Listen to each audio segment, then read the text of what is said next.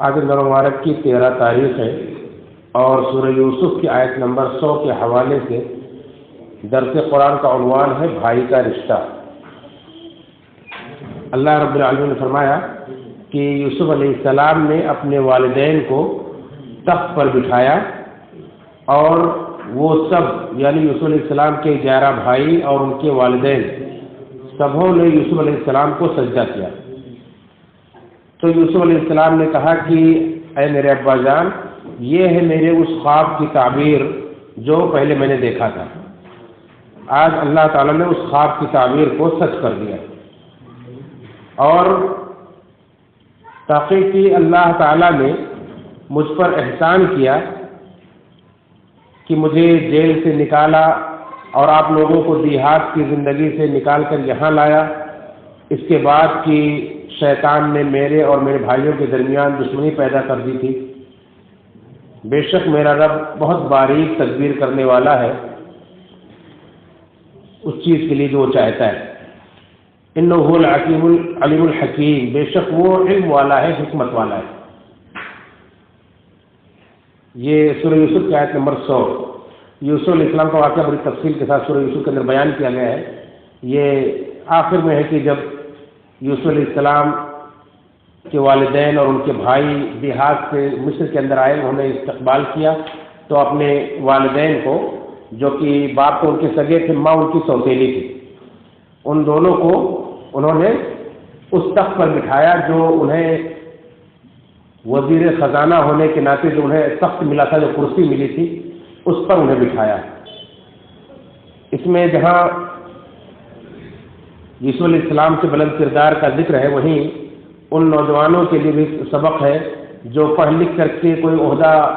حاصل کر لیتے ہیں، اونچے عہدے پہنچ جاتے ہیں تو دیہات میں پلے ہوئے اپنے ماں باپ کو بالکل اہمیت نہیں دیتے اور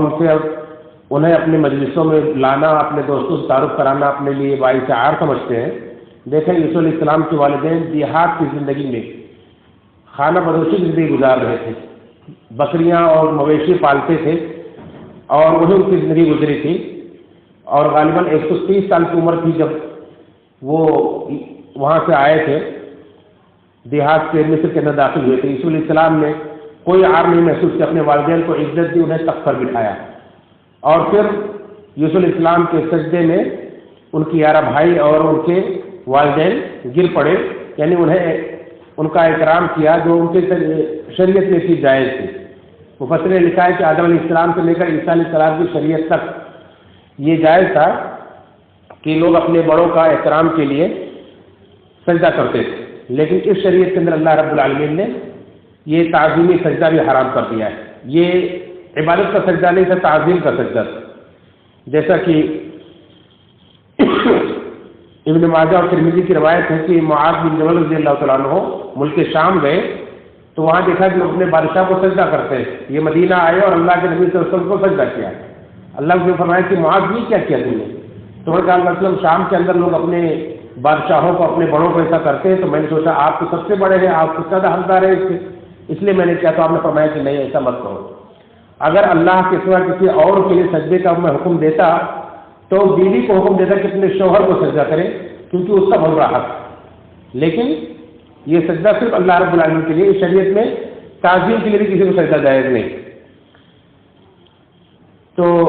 یوسف علیہ السلام نے دیکھا کہ ان کے 11 بھائی اور ان کے والدین ان کے لیے سجدہ کر رہے ہیں، تو انہوں نے کہا کہ ابا جان یہ میرے خواب کی تعبیر ہے جو میں نے بچپن میں دیکھا تھا کہ 11 ستارے اور سورج اور چاند مجھے سجدہ کر رہے ہیں، یہ اس کی تعبیر جو آج اللہ تعالیٰ نے سچ کر دکھایا، جس کو باپ نے منع کر دیا تھا بھائیوں کو نہیں بتانا اور نہیں بتایا تھا، بھائیوں کو نہیں پتا تھا، آج پتا چلا، انہوں نے اپنی زبان سے بول کر کے بتایا۔ اور پھر اللہ رب العالمین کے احسان کو یاد کیا کہ دیکھو کس طرح سے اللہ تعالیٰ نے مجھے جیل سے نکالا اور آپ لوگوں کو دیہات کی زندگی سے لایا اور یہاں پھر ہمیں ملایا، ایک کیا۔ اس کے بعد کی شیطان نے ہمارے اور ہمارے بھائیوں کے درمیان دشمنی پیدا کر دی تھی، دوری پیدا کر دی تھی۔ کس طرح سے بہترین انداز میں اللہ رب العالمین کا شکر ادا کیا، اپنے پچھلے دور کو یاد کیا اور اللہ کے احسانات کو یاد کیا اور اس بات کا اعتراف کیا کہ ہمارے ساتھ جو کچھ حادثات پیش آتے ہیں ہم نہیں سمجھ پاتے اس کے اندر کیا حکمت ہے، لیکن میرا رب جو ہے وہ جس چیز کے لیے چاہتا ہے بہترین تدبیر کرتا ہے، بہت باریک تدبیر کرتا ہے، ہمیں احساس بھی نہیں ہوتا ہے، وہ بہترین علم والا ہے، وہ حکمت والا ہے۔ ہمیں لگتا ہے کہ ہمارے ساتھ جو حادثہ پیش آ رہا ہے بہت غلط ہو رہا ہے، ظلم ہو رہا ہے، لیکن دیکھیں اس کے لیے اللہ تعالیٰ کس طرح سے خیر کا پہلو نکالتا ہے۔ اس طرح سے رسول اسلام نے ان دور کو یاد کیا، اور لیکن دیکھیں کتنے بہترین انداز میں یاد کیا کہ اس انداز میں بھی نہیں یاد کیا کیونکہ بھائیوں کو شرمندگی ہوئی، کیونکہ بھائیوں کو جو پہلی بار انہوں نے اپنا تعارف دیا تھا اور پہچان کرائی تھی، تو اسی وقت ہی جیسے بھائیوں نے پہچانا اور کہا کہ اچھا آپ یوسف ہے، اللہ نے تو آج آپ کو ہم پر فضیلت آپ کو برتری دی ہے، تو یوسف علیہ السلام نے فوراً بھائیوں کو بلا کسی سرزنش کے فوراً معاف کر دیا، کہا لا تثریب علیکم اليوم، تم پر کوئی سرزنش نہیں، یغفر اللہ لکم وہو ارحم الراحمین، اللہ تمہیں معاف کرے، اللہ تعالیٰ بہت رحم کرنے والا ہے۔ اس طرح سے یوسف علیہ السلام نے معاف کر دیا تھا، تو دوبارہ اس واقعے کا انہوں نے یہاں ذکر بھی نہیں کیا، اپنے جیل سے نکلنے کے واقعے کو ذکر کیا، لیکن کنویں سے نکالے جانے کے واقعے کو ذکر نہیں کیا کہ بھائیوں کو شرمندگی نہ ہو۔ اس سے پتہ چلتا ہے کہ بھائیوں کے درمیان رشتہ کیسا ہونا چاہیے، جو آج کے درس کا عنوان ہے کہ بھائیوں کے درمیان رشتہ کیسا ہونا چاہیے۔ کبھی کبھی ہوتا ہے کہ شیطان حسد پیدا کر دیتا ہے، دوری پیدا کر دیتا ہے کسی وجہ سے، اور خاص کر یہ معاملہ ایسا تھا کہ یہ 10 بھائی ایک ماں سے تھے، اور یوسف علیہ السلام اور بنیامین یہ دونوں ایک ماں کے ساتھ سوتیلے بھائی تھے، تو شیطان نے اس کا فائدہ اٹھایا، ان کے درمیان دوری پیدا کر دی۔ لیکن یوسف علیہ السلام نے ایک بہترین بھائی کا کردار ادا کرتے ہوئے بھائیوں کو نہ صرف یہ کہ معاف کر دیا بلکہ انہیں ایک بہترین زندگی دی، اور دوبارہ اس واقعے کو ذکر بھی نہیں کر رہے کہ میرے بھائیوں کو کہیں شرمندگی نہ ہو۔ اس طرح سے یوسف علیہ السلام نے بہترین بھائی کا کردار ادا کیا ہے۔ اس سے پتہ چلتا ہے کہ بھائیوں کے درمیان دشمنی پیدا کرنے والا یہ شیطان ہے۔ دو بھائیوں کے درمیان دشمنی نہیں پیدا کرنا چاہیے، اور ایک تو خون کے رشتے کا بھائی ہوتا ہے، دودھ کے رشتے کا بھائی ہوتا ہے، اور جو رشتہ داریاں ہوتی ہیں ایک ایمانی اخوت ہوتی ہے۔ اگر کوئی آپ کا خونی بھی بھائی ہے اور ساتھ میں ایمانی بھی بھائی ہے تو اس کا ڈبل حق ہوتا ہے، تو بھائی کا بڑا حق ہوتا ہے، اور بھائی کے ساتھ کیسے پیش آنا چاہیے اس کے بہت سارے قرآن و حدیث کے اندر اشارات موجود ہیں، احکامات موجود ہیں۔ جیسے یہاں بھی کچھ اشارہ ہے کہ بھائیوں کے درمیان کبھی دشمنی ہو جائے تو یہ سوچنا چاہیے کہ شیطان نے یہ حالات پیدا کر دیے ہیں، اور جلد سے جلد اس کو ختم کرنا چاہیے۔ جیسے اللہ نے فرمایا کہ کسی بھائی کے لیے یہ کسی مومن کے لیے درست نہیں کہ اپنے بھائی سے 3 دن سے زیادہ بات چیت بند رکھے، یعنی کبھی کھٹپٹ ہو جائے، جھگڑا ہو جائے تو فوراً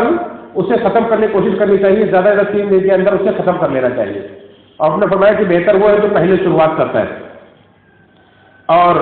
اگر 1 سال تک کوئی اپنے بھائی سے بات نہیں کرتا ہے اور اسے چھوڑ کے رکھتا ہے، اسے منہ پھیر کے لیتا ہے، تو گویا کہ اس کا بڑا گنہگار ہوتا ہے کہ گویا اسے قتل کر رہا ہے، اس نے گویا کہ اس کا خون کر دیا ہے، تو یہ نہیں ہونا چاہیے۔ اور اگر پھر اس کے بعد اگر دوبارہ اللہ تعالیٰ ملا دے اور ایک ہو جائے تو پھر اس پر عار نہیں دلانا چاہیے،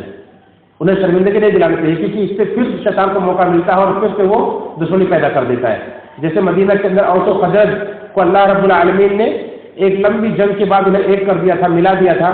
لیکن یہودیوں نے دیکھا تو انہیں پسند نہیں آیا، انہوں نے سوچا کہ پھر سے ان کے درمیان دشمنی پیدا کرے، تو وہ پرانی جنگ کو جا کر ان کے درمیان بیٹھ کر کے ذکر کرنے لگے کہ پھر سے ان کے درمیان لڑا دیں۔ تو یہ پرانی باتوں کو، پرانی دشمنیوں کو یاد کر کے لڑانا یہ بھی شیطانی ہیلا ہے، یہودیوں کا طریقہ ہے، لہذا اس سے بچنا چاہیے۔ بھائی وہ ہوتا ہے جو جس سے انسان امید رکھتا ہے کہ ہمارے وقت پر کام آئے گا۔ اللہ تعالیٰ نے اس سے بھائی کو بازو قرار دیا ہے۔ جب موسیٰ علیہ السلام کو اللہ نے نبوت دی اور موسیٰ علیہ السلام کو محسوس ہوا کہ میں نبوت کا حق سے طریقے سے ادا نہیں کر سکتا ہوں کیونکہ میری زبان صاف نہیں چلتی ہے، تو انہوں نے اللہ سے درخواست کی کہ اللہ میرے بھائی کو میرے ساتھ نبی بنا دے کیونکہ میری زبان صاف نہیں ہے۔ تو اللہ نے کہا سنشد عضدک بأخیک، میں تمہارے بازو کو تمہارے بھائی کے ذریعے مضبوط کروں گا۔ تو اللہ نے بھائی کو بازو قرار دیا ہے۔ اس سے پتہ چلا کہ اگر کبھی بھائی آپ سے امید رکھے تو آپ کو اپنے بھائی کی امید کو پورا کرنا چاہیے، اور بھائی کے لیے بازو بننا چاہیے۔ اور کبھی کھٹپٹ بھی ہوتی ہے، بڑا بھائی چھوٹے بھائی کو سرزنش کرے کسی غلطی پر تو اس میں بھی ادب ملحوظ رکھنا چاہیے۔ یہی موسیٰ علیہ السلام ہے، ایک موقع پر جب بنی اسرائیل بچڑا بنا کر پوجنے لگتے ہیں تو اپنے بھائی ہارون علیہ السلام سے اس لیے ناراض ہو جاتے ہیں کہ انہیں لگتا ہے کہ ٹھیک سے ان کی رہبری نہیں کر سکے، ٹھیک سے انہیں ان کی تربیت نہیں کر سکے، اس لیے گمراہ ہو گئے۔ تو اپنے بھائی کی سر کا بال اور داڑھی پکڑ کر نوچنے لگے، انہیں ڈانٹنے لگے۔ تو ہارون علیہ السلام نے بڑے ادب سے کہا کہ یا ابن امی لا تاخذ بلحیتی ولا برأسی، کہ میرے سر کے بال میرے داڑھی مت پکڑو، میں بہت کوشش کیا میں نے، لیکن یہ تیری تک یہ لوگ مجھے قتل کر دیتے، اس لیے میں نے زیادہ سختی نہیں کی کہ یہ لوگ اور بگڑ نہ جائے۔ تو اس طرح سے حضرت السلام نے اپنا عذر پیش کیا اور بھائی کی شان میں کوئی گستاخی نہیں کی۔ اور بھائیوں کے ساتھ معاملات میں اللہ رب العالمین برکت بھی دیتا ہے۔ اللہ کے نبی صلی اللہ علیہ وسلم کے زمانے کا واقعہ ہے کہ دو بھائی تھے، ایک بھائی اللہ کے رسول صلی اللہ علیہ وسلم کے پاس بیٹھ کر کے دین کا علم حاصل کرتا تھا، دوسرا بھائی کاروبار کرتا تھا اور جا کر کے کماتا تھا۔ اس نے ایک دن شکایت کی، کہا اللہ علیہ وسلم میرا یہ بھائی آپ کے درس میں بیٹھتا ہے، آپ کے پاس بیٹھتا ہے اور یہ کام نہیں کرتا اور میں جا کر کے کما کے لاتا ہوں، تو اسے آپ کہیے کہ یہ بھی کام کرے۔ آپ نے فرمایا کہ شاید اس کے یہاں بیٹھنے کی وجہ سے اللہ تعالیٰ تمہیں رزق دے رہا ہے۔ تو کبھی کبھی ہوتا ہے کہ کئی بھائیوں میں کوئی کام کرتا ہے، کوئی نہیں کرنے کے لائق ہوتا ہے، نہیں کر پاتا ہے، تو اس کو بوجھ نہیں سمجھنا چاہیے۔ ہو سکتا ہے کہ اللہ تعالیٰ نے اس کی روزی آپ کے حصے میں رکھی ہو اور آپ کے ذریعے سے اللہ تعالیٰ اسے روزی دے رہا ہو، تو اس طرح سے ان کا سپورٹ بننا چاہیے، ان کا سپورٹ کرنا چاہیے۔ اس طرح سے ہمیں چاہیے کہ بھائی کے رشتے کو کا حق ادا کریں۔ بھائی ایک دوسرے کے لیے، جیسے اللہ نے فرمایا کہ المسلم اخو المسلم، مسلمان کا بھائی ہے، نہ وہ خود اس پر ظلم کرے اور نہ اس کو کسی کے حوالے کرے کہ کوئی اس پر ظلم کرے، یعنی ایک بھائی اپنے بھائی کو کے اوپر خود بھی ظلم نہ کرے، جہاں تک ہو سکے بچے، اور یہ بھی نہ دیکھے کہ میرے سامنے کوئی میرے بھائی کے اوپر ظلم کر رہا ہے تو میں آنکھ بند کر لوں۔ اگر کسی بات سے ناراضگی ہے، کچھ بھی ہے، تو اب یہ آدمی اپنے بھائی کو تکلیف میں دیکھ کر کے آنکھ بند نہیں کر سکتا ہے کہ دوسرا مار رہا ہے، دوسرا اس پر ظلم کر رہا ہے، اس کا حق چھین رہا ہے، تو آدمی دیکھ کر کے خاموش رہے، نہیں اپنے بھائی کا سپورٹ کرنا چاہیے، کیونکہ اس سے دنیا اگر دوسرے لوگ اگر آنکھ بند کر کے چلے جائیں تو بھائی کو تکلیف نہیں ہوتی، لیکن اپنا بھائی اگر آنکھ بند کر کے جائے تو بھائی کو زیادہ تکلیف ہوتی ہے۔ جیسے غزوہ بدر کے اندر ایک بھائی نے اپنے بھائی کو احساس دلایا کہ جب ایک انصاری صحابی غزوہ بدر کے اندر ایک مکہ کے قیدی کو، غالباً سعد بن وقاص رضی اللہ عنہ کے بھائی تھے، ان کو کافر سے طرف سے لڑنے آئے تھے، ان کو باندھ رہے تھے، تو کہا کہ ان کو اچھے سے باندھو، اس کی ماں بڑی مالدار ہے، تمہیں اچھا سے دیا دے گی۔ تو انہوں نے کہا کہ صاحب تم میرے بھائی ہوتے بھی ایسا کہہ رہے ہو اور میرے خلاف اس کو اکسا رہے ہو، تو کہا کہ تم میرے بھائی نہیں، اس وقت یہ میرا بھائی ہے دینی۔ تو دین کا حصہ سب سے بڑا ہے، اس وقت جو معاملہ تھا وہ جنگ کا معاملہ تھا۔ یہاں تک یہ نقطہ بتلانا مقصود ہے کہ ایک بھائی اپنے بھائی کے اوپر ظلم ہوتا ہوا جب دیکھتا ہے کہ میرے اوپر ظلم ہو رہا ہے اور میرا بھائی میرا سپورٹ نہیں کر رہا ہے، تو اسے زیادہ تکلیف ہوتی ہے۔ دوسروں کا سپورٹ نہ کرنے سے اس کی تکلیف نہیں ہوتی ہے، لیکن اپنا بھائی سپورٹ نہ کرے تو زیادہ تکلیف ہوتی ہے۔ ان سب باتوں کا ہمیں خیال رکھنا چاہیے اور بھائی کے رشتے کی اہمیت کو سمجھنا چاہیے۔ اللہ سے دعا ہے رب العالمین سارے بھائیوں کے اندر الفت و محبت پیدا فرمائے اور دین و دنیا کی انہیں ساری بھلائی عطا فرمائے اور مرتے دم تک ایمان پر، اسلام پر قائم رکھے۔ آمین تقبل یا رب العالمین۔